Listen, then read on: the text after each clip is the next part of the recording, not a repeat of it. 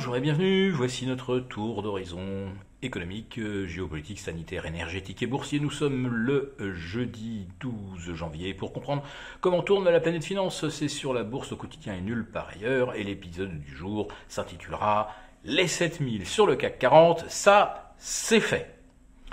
Bon, on peut penser qu'il n'y avait pas un énorme suspense.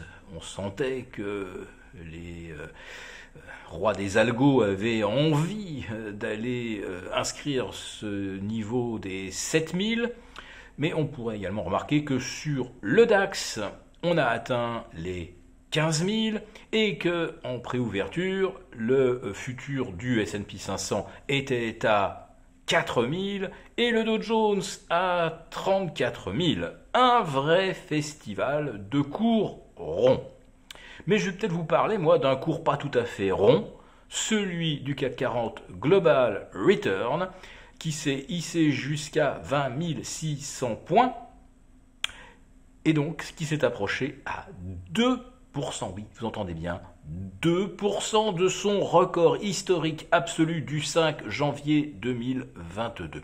On se souvient qu'à l'époque, on était saisi de vertige face à la valorisation du CAC 40, qui atteignait des sommets depuis mars 2000 ou depuis juillet 2007. Mais on se disait, l'année 2022, ce sera peut-être encore une bonne année, avec des banques centrales à la manœuvre qui vont nous inonder de liquidités, et une inflation transitoire qui va peut-être se mettre à rebaisser. Rien de tout cela ne s'est produit, il y a même une guerre en prime, et nous voici pourtant revenus au plus haut historique. C'est assez hallucinant.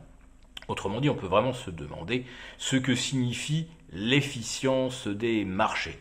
Y a-t-il une quelconque efficience quand avec une dégradation très profonde de tous les paramètres économiques?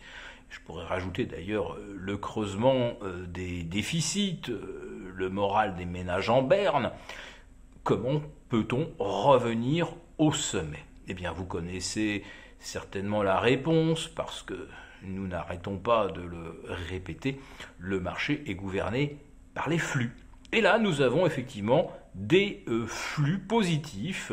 Vous avez des investisseurs américains qui se disent « Oh, et si on revenait un petit peu sur la zone euro ?» Alors ils achètent de l'euro qui remonte à près de 1,08 contre dollar. Rappelons-nous qu'on vient de 0,96 fin septembre.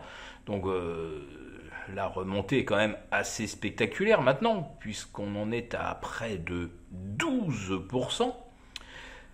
Tandis que les taux d'intérêt, eux, ont finalement assez peu varié depuis octobre dernier, depuis la reprise spectaculaire des indices boursiers. Donc on ne peut même pas attribuer les 22% de hausse du CAC 40 en 3 mois et une semaine à une détente des taux. Non, cette détente des taux, elle est dans la tête des investisseurs, mais elle n'est pas dans les cours que l'on peut lire sur nos OAT, qui sont actuellement un petit peu au-dessus de 2,65, ni sur les T-bonds américains, qui sont toujours aux alentours de 3,60. Oui, mais on anticipe que ça va rebaisser, et on l'espérait, grâce aux chiffres de l'inflation. Donc, le CPI était très attendu aujourd'hui, et on met un terme à un long suspense. Les chiffres sont parfaitement conformes aux attentes. Et oui, 6,5% d'inflation globale, 5,7% en données cœur, ou core in English, c'est-à-dire hors alimentation et énergie. Ah oui, mais attention, nous avons en fait une progression de plus 0,3% en séquentiel. Tiens. Hors variable volatile, l'inflation ne se contracte plus. Et le chômage, on aurait pu se rattraper bien sûr avec les chiffres du chômage hebdomadaire. Le chômage ne progresse pas. On ne dénombre que 1000 demandeurs d'emploi supplémentaires d'une semaine sur l'autre. Autrement dit, c'est même pas de l'épaisseur du trait, ce n'est même pas la marge d'incertitude.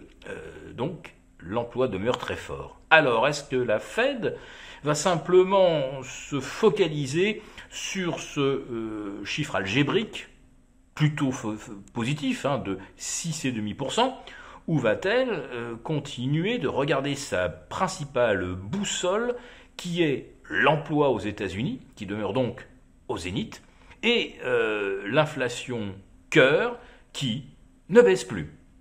Donc pour l'instant, nous avons un CAC 40 à 7000, enfin on est un petit peu revenu en dessous, après quelques mouvements de type porte de saloon, entre 14h30 et 15h, mais quand on prend ce qu'on appelle la big picture, à 7000 ou 20 600 sur le CAC 40 Global Return, nous sommes à des niveaux de valorisation absolument historiques, avec comme perspective, peut-être pas de la récession, mais en tout cas pas de croissance, alors que lorsqu'on était à plus de 20 000 sur le CAC 40 Global Return il y a un an, on anticipait de la croissance en 2022 et 2023. Donc la logique des flux a probablement ses limites et peut-être viennent-elles d'être atteintes. Si cette vidéo vous a plu, n'hésitez pas à nous mettre un pouce. On vous retrouve demain pour notre live avec les abonnés des affranchis. Ne le manquez pas.